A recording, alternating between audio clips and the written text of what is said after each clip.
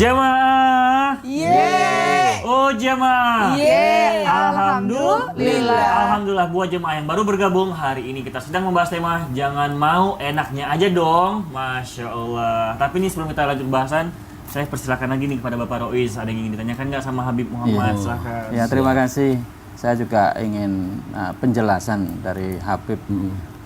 Menurut Islam, anak-anak ini kan semuanya dititipkan ke saya, dan secara prosedural dia harus masuk ke KK karena untuk mendapatkan NIK, mendapatkan status dan lain sebagainya.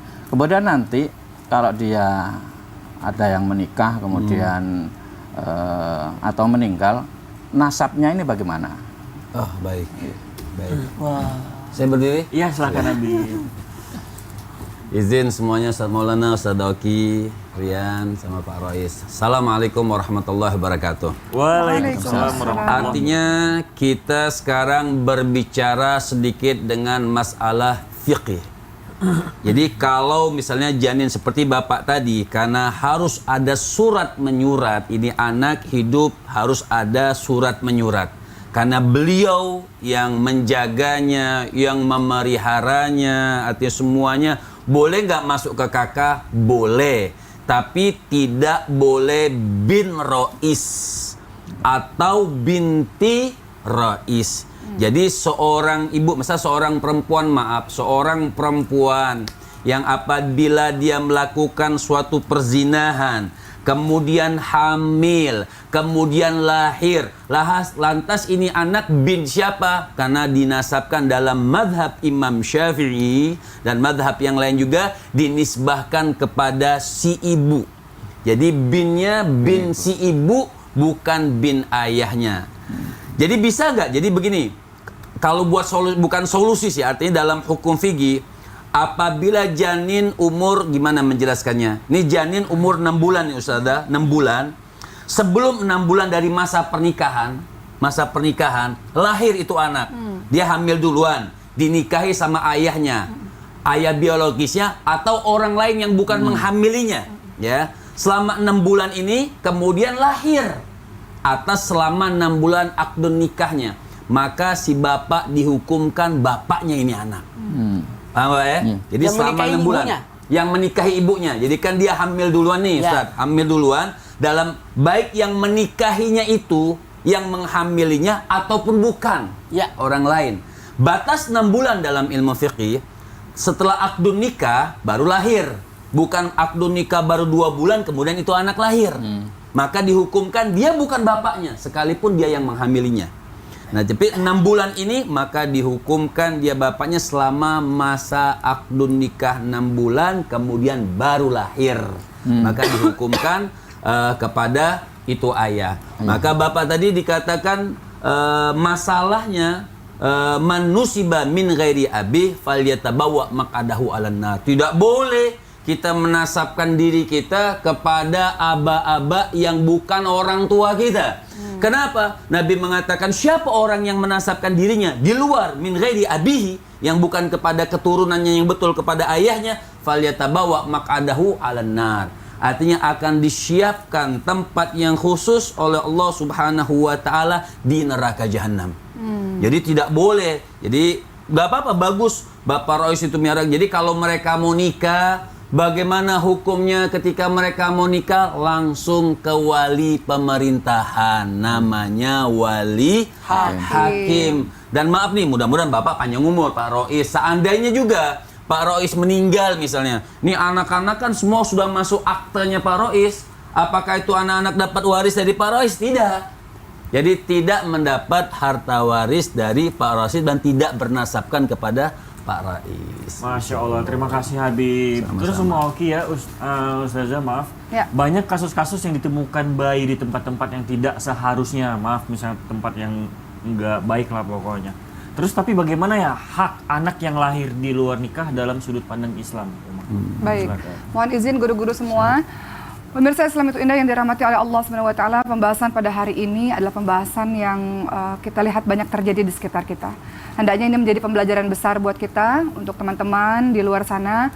hendaknya berpikir dulu sebelum melakukan sesuatu, berpikir panjang apa dampak yang akan terjadi kalau engkau melakukan sebuah perbuatan maksiat di jalan Allah SWT. Dalam hal ini adalah ketika engkau berhubungan dengan seseorang yang bukan menjadi mahramu atau laki-laki ajnabi misalnya, kemudian engkau berhubungan dan kemudian merasa nikmat dalam beberapa saat. Namun ternyata dampaknya sangat panjang, teman-teman sekalian. Kita berbuat dosa sebentar, namun dampaknya panjang. Dampaknya yang terjadi adalah anak kita. Seperti tadi yang disebutkan oleh Habib, ya Allah, ternyata perbuatan kita yang sebentar itu ternyata membawa urusan yang panjang di kemudian hari.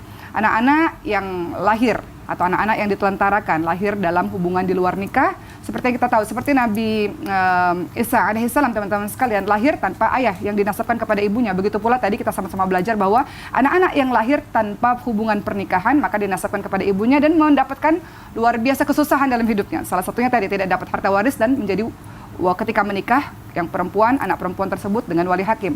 Maka teman-teman sekalian, anak ini tidak bersalah apa-apa.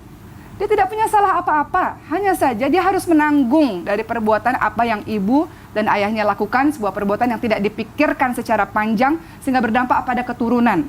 Maka banyak orang-orang di luar sana yang mengatakan, oh kamu anak haram, oh kamu anak ini, oh kamu anak itu. Dia tidak salah apa-apa, teman-teman sekalian. Cuman masyarakat sekitar mengatainya demikian. Tegakah kita sebagai seorang ibu, sebagai seorang ayah atas dosa kita, kemudian anak-anak kita mendapatkan hal-hal seperti itu, sebuah perbuatan yang tidak dilakukan, kemudian dia mendapatkan kerugian dalam hidupnya, mendapatkan cemoohan dalam hidupnya. Maka Bapak dan Ibu yang dirahmati oleh Allah SWT, anak-anak yang lahir ini dia tidak bersalah apa-apa. Dia berhak untuk mendapatkan sebuah kebaikan, dia berhak untuk mendapatkan kehidupan yang baik, pendidikan agama yang baik. Kita ingat, ada satu kisah di mana seorang wanita yang kemudian masuk ke neraka Allah SWT. Sebab apa? Sebab dia menelantarkan kucing. Kisah ini sangat masyhur sekali. Kucing itu dikurung, tidak diberikan makan, tidak diberikan minum. Ini baru kucing. Bagaimana dengan anak manusia, teman-teman sekalian? Anak-anak manusia ini tentu berhak untuk mendapatkan kebaikan demi kebaikan. Maka beruntunglah ketika ada orang-orang baik yang dipilih Allah, termasuk Pak Rois, yang dipilih Allah untuk menjaga anak-anak ini akibat ibu dan ayah yang tidak bertanggung jawab. Anak-anak ini Masya Allah, mereka lahir dalam keadaan fitrah. Orang tuanya lah yang menjadikan dia yang lain-lain. Hendaknya kita atau orang-orang sekitar memiliki kepedulian tinggi. Pak Rois tadi mengatakan, Bapak dan Ibu sekalian, ada 200 orang yang masuk yang kami tidak cukup lagi untuk menampungnya. Artinya, dibutuhkan lebih banyak orang seperti Pak Rois untuk menampung anak-anak bangsa ini, anak-anak yang baik-baik ini, anak-anak yang kita didik dengan baik, insya Allah mereka tumbuh menjadi orang-orang hebat, insya Allah. Mohon izin, hari ini kita dapat inspirasi yang banyak dari Pak Rois. Pak Rois mengatakan, anak-anak di panti asuhan, mereka ketika dididik, mereka mampu mandiri secara finansial, betul ya Pak?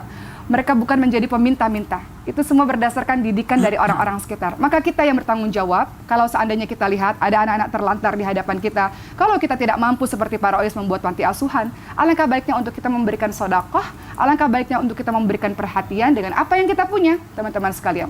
Masya Allah, kejadian ini banyak sekali kita lihat di sekitar kita, yang mudah-mudahan kita tidak termasuk orang-orang yang bukan orang yang tidak punya hati seperti itu. Semoga Allah jaga kita, berpikir panjang sebelum kita melakukan sesuatu agar kita tidak menimpakan kerugian kepada orang lain akibat kesalahan kita, insya Allah. Masya Allah, terima kasih Uma Oki. Berarti ternyata benar ya, kita sebenarnya harus memikirkan dulu dampak-dampak ke depannya, karena yang menyelesaikan masalah nggak hanya saat ini aja, tapi bakal berdampak panjang ke depan, bahkan sampai akhirat nanti ya. Betul. Masya Allah, na'udzubillah. Semoga kita dijauhkan dari hal yang tidak baik itu ya. Amin. Baiklah jamaah di rumah, pasti udah nggak sabar nih menunggu pertanyaannya dijawab sama guru-guru kita di sini. Nah makanya sekarang kita langsung aja masuk ke segmen Tanya Dong Ustadz. Kami semua tanya dong Ustadz. Dari Instagram hamba Allah. Assalamualaikum warahmatullahi wabarakatuh. Ustadz, mohon maaf, nama saya disamarkan. Ustadz, saya mau tanya, kalau seorang laki-laki pernah melakukan zina dan perempuan yang dizinahi itu hamil dan dia menikah dengan orang lain, lalu setelah anaknya besar dia diberitahu ibunya tentang ayah biologisnya. Lalu perempuan itu kembali mendekati laki-laki yang menghamilinya dulu dan menjauhi suaminya. Apa laki-laki yang menghamilnya dulu ada kewajiban untuk anak tadi Ustadz? Sementara laki-laki itu juga masih ada istri dan anak-anaknya yang sudah besar. Mau dijawab oleh Habib Muhammad. Yang nikah nih suaminya, yang menikah apa istrinya nih? Kayaknya ini Dia minta pertanggungjawaban dari Tapi sosok orang tua dari anak yang pernah yang menghamilnya sudah nikah. sudah nikah, sudah punya keluarga. Artinya apabila seseorang yang menikah dengan pernikahan yang halal, kemudian berhak itu anak adalah hak wali. hak nasab, hak waris, hak nafkah. Nah, Masya Allah. Apabila dia punya kewajiban 4, itu orang tua. Apabila masalahnya ini anak dihasilkan dalam perhasilan yang diridhoi oleh Allah Subhanahu Tapi wa kalau taala. tidak? Nah, apabila tidak, maka itu anak tidak bisa dinasabkan kepada itu bapak dan tidak mendapatkan waris daripada itu bapak, tidak mendapatkan hak walinya itu bapak, dan juga tidak mendapatkan hak nafkah. Jadi sang ibu tidak bisa menuntut ya, Bib, Hak ya? seorang ibu ini udah hukuman. Kalau kok bisa begitu mah enak, nah, makanya jangan melakukan hal yang diharamkan. Ini udah hukuman dari Allah Subhanahu Jadi wa taala. tidak ada hak. Tidak ada hak si ibu untuk menuntut untuk menafkahin anaknya. Ya. Masya Allah, berarti emang itu tidak ada hak. Berarti si ibu nggak Tapi pantas ada untuk- kaul yang lain seperti dikatakan apabila si bapak itu atau si anak dapat memang bukti bahwa memang dia yang hamil dengan bukti-bukti yang ada segala macam itu, hanya dia berhak memberikan nafkah tapi tidak berhak menjadikan waris. Masya Allah. Terima kasih Habib penjelasannya. Baiklah, ini ada pertanyaan Instagram, pertanyaan kedua dari Instagram hamba Allah. Assalamualaikum Ustadz, tanya dong, kalau anak hasil maaf di luar nikah, terus kita berdoa untuknya, itu makai bin atau binti siapa ya? Mohon penjelasannya. Baik, makasih banyak. Pertanyaannya bagus banget. Jadi bukan tadi ya, siapa yang tidak bisa tidur gara-gara Iya. Habib, Farais dan Uma. Bismillahirrahmanirrahim. Allahumma shalli ala sayyidina Muhammad wa ala sayyidina Muhammad. Terima kasih banyak tim Islam Tinda yang Masya Allah tabarakallah mengangkat permasalahan ini yang ada di sekitar kita yang mungkin dianggap biasa tapi ternyata luar biasa akibatnya, masalahnya, pertanggungjawabannya, bahkan al-nasabnya, banyak lah, luar biasa. Nah, dalam hal ini kita diajarkan lagi. Pertanyaannya bagus. Gimana kalau sudah meninggal? Dia ketahuan itu sebenarnya dia jadi kita doain dia pakai bin siapa? Maka menjadi milik ibunya karena tidak boleh dinasabkan kepada bapaknya. Dan terima kasih banyak tadi sudah dijelaskan juga oleh Habib, Masya Allah tabarakallah, Habib Muhammad Syahab yang Masya Allah tabarakallah penjelasannya sangat detail. Bagaimana kalau ternyata dia masih ada 6 bulan bersama dengan laki-laki yang menikahi ibunya, maka dinasabkan kepada ayah yang menikahi ibunya, baik yang menanam maupun Nanam apa, Ustaz? ya itulah menyimpan ya bapak aslinya. Nah, dalam hal ini mohon maaf tidak ada dosa. Makasih banyak umat tadi dijelaskan juga bahwa tidak ada dosa yang menurun, cuma akibat dosa yang turun kepada anak. Tapi tidak ada dosa turunan karena tetap anak itu dalam keadaan fitrah, dalam keadaan suci, meskipun yang dirugikan adalah anak. Maka dalam hal ini sebaiknya kita waspada, menjaga diri. Karena ini menghinakan diri, merusak keturunan, merusak nasab. Maka dalam hal ini, jadi gimana kalau mendoakan? Maka doakanlah atas namanya. Nah, jadi ya Allah, ampunilah dosanya si itu aja. Bin fulan. Bin Fulan aja, karena tidak mungkin kita akan menyebut bin siapa. Karena dalam hal ini jatuhnya kepada ibunya. Jatuhnya kepada ibunya. Terima kasih banyak juga. Rata-rata kalau ada masalah identitas dan sebagainya, biasanya yang ditanya adalah siapa nama ibunya. Ya. Kan gitu. Jadi aman sebenarnya. Jadi persoalan ini dalam Islam kaitannya dengan ibadah, kembali lagi kepada Allah Subhanahu wa taala, maka dikembalikan namanya saja. Masya Allah, berarti Kan kadang kalau kita berdoa secara umum, iya, ya, pakai nama binti gitu, pakai Iya. nama bin gitu ya, nama Iya. bin siapa gitu. Berarti ini yang bertanggung jawab adalah misalnya atas nama ibunya saja Iya. gitu ya. Masya Allah, terima kasih Ustadz Maulana. Baiklah, ini ada pertanyaan lagi dari Instagram @ikanlucu. Assalamualaikum Bang Rian. Ikan lucu. Dari Ikan Lucu. Assalamualaikum Bang Rian, saya bingung mau curhat tapi takut teman saya nonton. Oh. Kalau gitu nanti curhatan saya WA-in aja ya ke Ustadz Maulana. Oh, Baiklah, iya. Ibu jamaah, ini nomor Ustadz ya. Kalau boleh langsung. Jangan kasih nomor saya dong. Yang ada repot saya ini aja aku kerjanya balas-balas. Oh yaudah, oke. Berarti gini Ustadz. Setelah yang satu Kalau ini ya. mau curhat ke Islam Tinda, Oh, nggak boleh ke nomor Ustadz. janganlah. Baiklah jamaah di rumah, berarti kalau mau curhat langsung ke Islam Itu Indah. Nah, terus jangan kemana-mana, tetap di Islam Itu Indah. Jamaah, Jamaah, oh jamaah. Alhamdulillah. Hampir dikasih nomor satu Indonesia, Bang.